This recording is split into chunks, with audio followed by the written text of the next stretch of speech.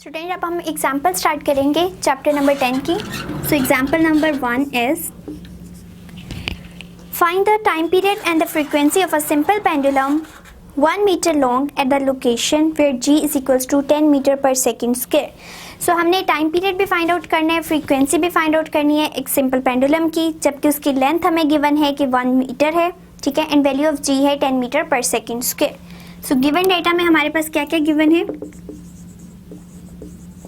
Given data is length is 1 metre, ठीक है, value of g given है that is 10 metre per second square, time भी find out करना है, ठीक है, टाइम पीरियड फाइंड आउट करना है, period which is equals to capital T find out करना है, एंड अदर थिंग फ्रीक्वेंसी भी फाइंड आउट करनी है, ठीक है। यस, तो अब हम इसका सोल्यूशन स्टार्ट करते हैं। सबसे पहले देखिए हमें कहा क्या गया कि एक सिंपल पेंडुलम की ये सारी चीजें गिवन है, लेंथ गिवन है एंड जी की वैल्यू गिवन है, और सिंपल पेंडुलम का टाइम पीरियड फाइंड आउट करना है। सो हमारे पास सिंपल पेंडुलम फाइंड आउट करने के लिए सिंपल पेंडुलम का टाइम पीरियड फाइंड आउट करने के लिए टी का फॉर्मूला गिवन है, T is equals to 2 pi under root L over C. अब आप देखिए लेंथ भी गिवन है, जी भी गिवन है, जस्ट वैल्यूज पुट कर दें। 2 पाई की वैल्यू होती है 3.14, ठीक है, इंटू अंडर रूट 1 ओवर 10, ठीक है। लेंथ हमारे पास कितनी थी 1 एंड जी की वैल्यू थी 10। सो अब इन सारों को हम डिवाइड कर लेते हैं। पहले हम इसको अंडर रूट को सॉल्व कर लेते हैं कि 1 divided bye 10 it give 3.14 into 0.316। सो अब तीनों को मल्टीप्लाई करें तो हमारे पास क्या आंसर आता है? हमारे पास आंसर आ गया टाइम पीरियड का 1.98 सेकेंड्स, ठीक है।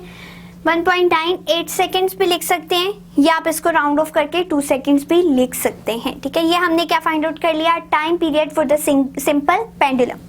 अब हमें सेकेंडली क्या फाइंड आउट करना है? फ्रीक्वेंसी। फ्रीक्वेंसी क्या होता है? टाइम पीरियड का reciprocal, it mean f is equals to 1 over t, ठीक है। टाइम पीरियड अभी फाइंड आउट किया, उसकी वैल्यू पुट कर दें 1 over 1.98।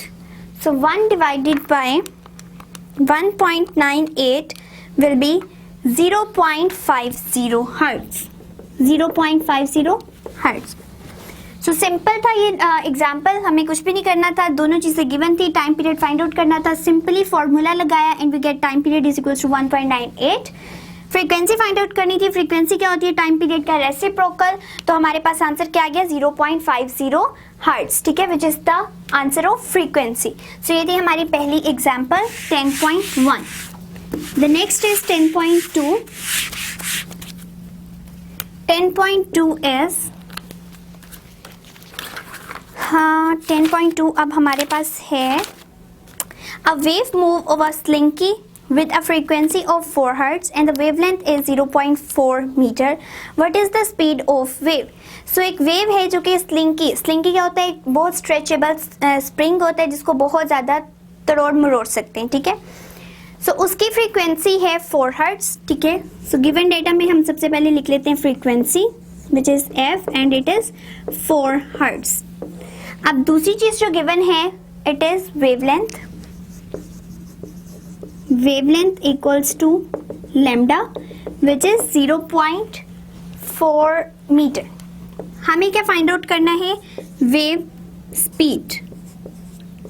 Wave speed find out करनी है, यानी v फाइंड आउट करना है, ठीक है।